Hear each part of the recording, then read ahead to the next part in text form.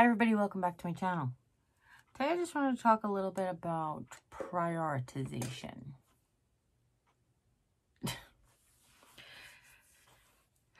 I've come to realize just this moment. I always knew about different people had different priorities. That was 100% knowledge from the beginning. What you find is important, other people find is trivial, and vice versa. What I've started to realize now is, I don't know if it's because of social media or because we're evolving as a race in certain areas, but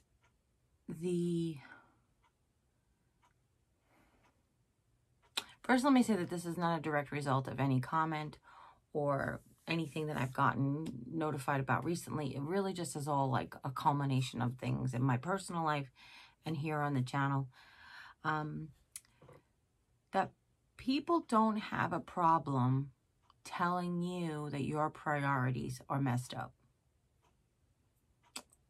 That's just the facts. If your priorities don't line up with someone else's priorities, they will certainly let you know. Here's what I'm saying. Okay. I just started to think about my eyesight. And I was thinking about how family and friends were encouraging me to preserve my eyesight. Don't strain my eyes doing this. Don't strain my eyes doing that. But then want me to do other things with my eyes that will benefit them. So then I started to realize, like, do they really have my best interest at heart, or they just want me to line up with their priority of what I should do with my eyesight? Same thing with my energy. I've talked about the energy lots. I always used to use it like battery power, 10,000 steps. If I only had 10,000 steps in a day, where am I going to use them? And I realized that my family and friends have always tried to push their priorities on me by saying, like, well, you have enough energy to walk around the Dollar Tree. You should have enough energy to clean your house. But you know what that is? That's you instilling your priorities on me of how I should spend my energy. The same thing goes with money. You know, oh, you guys talk about that you can't eat out, but you could spend, $40 at the Dollar Tree. I'm like, yeah, because that's how I want to prioritize my money. I know that eating out part has a lot to do with my dad. My dad used to very rarely go to a restaurant because he grew up in a restaurant, and he could very rarely go to a restaurant and look at a menu and not say, like, that steak is $17. I can feed everybody steak for $17. Like, that's how he always looked at that. And I'm sure some of it's instilled in me. I do really enjoy going out. I really enjoy being treated with the service and having someone else do the cooking for me. I really enjoy that. But it is hard sometimes to be like, ugh, we paid that much money for food or whatever. Now, I will remind people again that shopping at the Dollar Tree is my business. It is a major part of my channel, is doing hauls. I actually leave my beginning credits, much to the dismay of YouTube and its algorithm, because I want my beginning credits to show what my channel is about. Many, many people have come to my channel via DIYs and then get disappointed when I do other things, but it's right there in the very first 10 seconds of every video, exactly where my channel may go, whatever direction it may go into. So, I'm still not comfortable with doing certain crafts that involve detail work, but I definitely have some less detail-oriented crafts coming. I just have to get the stuff out of my car. But that is another thing about prioritization. So it was a priority for my family to get me on board with what they're doing. But I don't really prioritize them getting on board with what I'm doing. It's just, to me, it's sort of like, I guess it comes under the blanket of choose your battles. for me, it's just, that's not where I want to spend my energy. I don't want to spend not my physical energy, but my spiritual energy. I don't want to spend my spiritual energy trying to get people on board with my program. That's not what I want to achieve in life. I realize that you probably have trouble hearing me because I don't have my headphones in.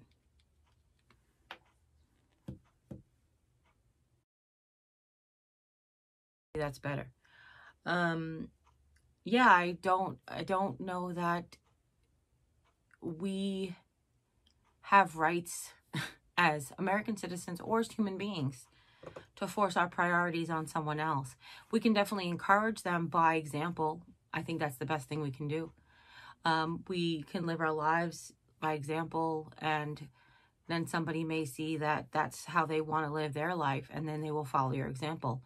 But that forcefulness of like what we need to spend our energy on or not. And I draw the line where it comes to harming other people. You know,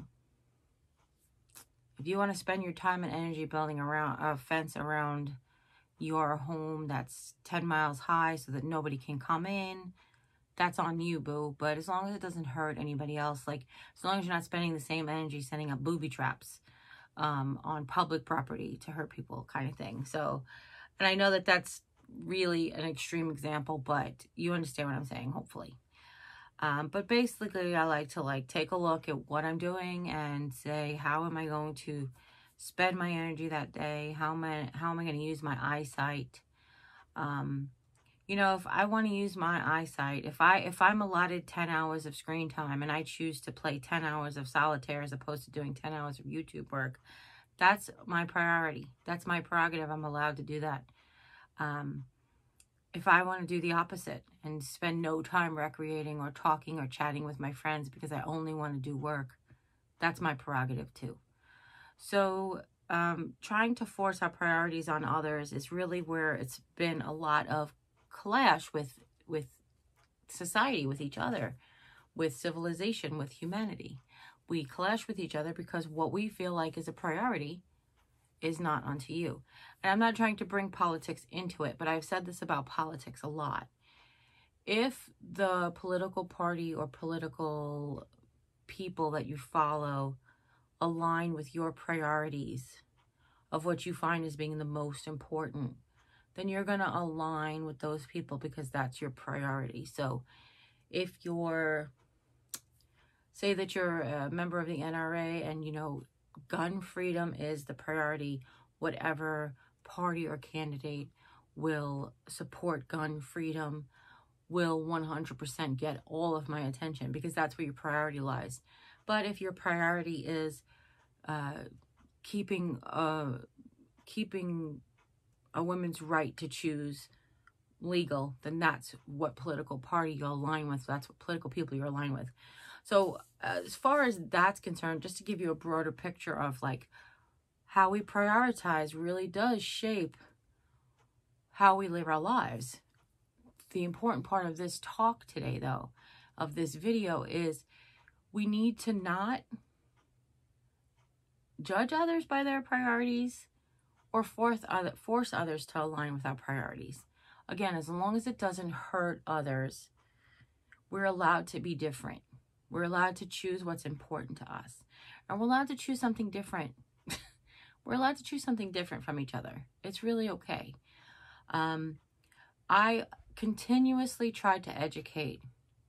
If somebody says something that doesn't align with my thing, my thinking or my priority, or they question where I put my priority, I'm definitely going to educate them. I know I get a lot of flack from people. I don't say it's not flack, but they tell me just block them, cut them out, because they don't. No, I don't. I like to take this opportunity to educate. And I don't want to call everybody ignorant, because again, ignorant has got a negative connotation these days. Ignorant just means uneducated about, like they're just unknowing of. So if somebody, for example, like the Black Lives Matter movement, if somebody chooses to say all lives matter, then we go ahead and educate them like, yes, that is 100% true. All lives do matter. But until we notice that Black lives aren't being treated fairly, or equally or with the same equity than all lives are, because Black lives fall under all lives. But you can't notice that, you can't, I guess, you can't ignore the fact that there's something happening systemically to them now. We have to address it now. And that's why it's important to notice it now. Yes, all lives do matter, but why haven't they mattered up to this point? Why do we keep systemically holding back and abusing? I can't think of another word other than abusing, but suppressing, that's the word. Why are we keep holding back and suppressing Black lives from achieving the same things we can achieve? Or holding them to a different standard type of thing. So I take the opportunity to educate, because some people just don't know. Some people only know what they're taught, and they're not taught everything. So it's hard to just sit back and just be like, just block them because they're ignorant. No, they're ignorant. Teach them. That's what ignorance is about. Teach them. If still they choose to call you a liar or say that you're fake, or that you've got false information, well, then you can either continue to educate them, which I often try to do. And I don't do it. It's funny because a lot of people get really upset, and I just don't do it hatefully. Like, some people just don't even know. Like, some people just don't know. They only know what they're taught. They only know what they hear on their certain news channels, or read in their certain newspapers, or in their certain vlog posts, or what their family tells them, or what their friends tell them. That's all that they know. And it's important to educate yourself about a subject before you actually make an opinion on it. In my opinion, anyway. In my opinion, it's important to educate yourself on a subject before you establish your opinion. This is how they taught us to do in, like, so I was on a internal investigation committee. Basically, you go into allegation of abuse or whatever it was, and you go in and you would look at all of the evidence. You don't predetermine anything. You got to look at all the evidence. You got to educate yourself on what exactly happened. And the same thing, like when I was on juries during jury duty, I don't go in there with a who's right and who's wrong type of a situation. You can't, because you can't be impartial. And the same thing with a subject. You can't be impartial. You can't really, I mean, you can have an opinion, but without educating yourself, where is that opinion's basis? Where does that opinion come from? How can you make your opinion valid, or make your point valid, when you have no education on the information? I mentioned this in the car vlog the other day, where, you know, a lot of people are like, well, this COVID-19 is man-made. Well, what does it make a difference? It's here now. It doesn't make a difference where it came from. If you want to believe that man made it and not God Almighty, then go ahead. It doesn't make a difference where it came from. It's here now. Address it like it's a real thing, that people are really dying and people are really getting sick. And the worst part is, I feel like that they're dying alone because the disease is so easily transmittable that they're isolating people. It's really hard. You know, it's funny because a lot of people just aren't in touch with it. They don't see it firsthand. So it's like, when you don't see it, you don't think it exists, or it doesn't affect you and you have no idea. So just, you know, educate yourself. Educate yourself. Learn. Help. Do what you can. We talked about masks. I know we talked about masks in the previous video. I know that lots of people have lots of opinions about them. However, the truth is, your opinion of science doesn't make the science any less valid. I mean, if you have a difference of opinion than science is proving, that's just your opinion. This isn't a theory. Masks aren't a theory like evolution.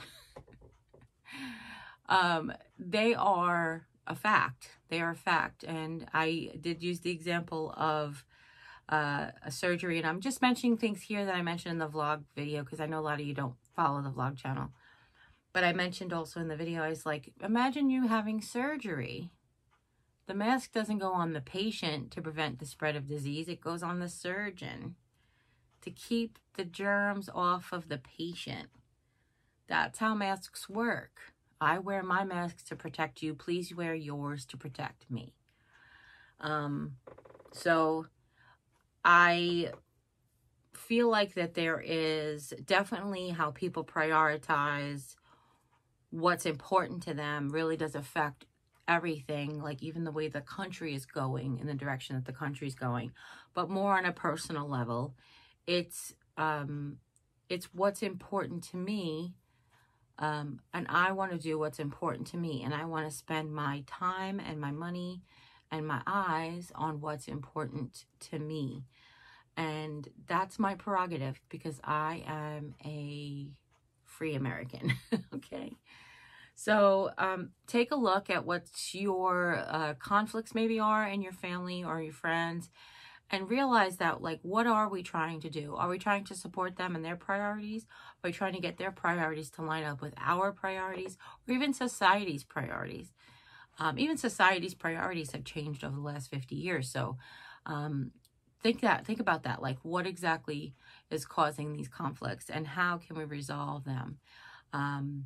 I love you guys. I haven't vlogged in a really long time, and I really felt like this was important to say. As I was cleaning, it popped into me about my priorities, and with my eyes and my vision especially. So I wanted to it spoke in my heart, so I wanted to speak to you. Okay? As always, you guys take care. God bless, and we'll see you next time. Bye.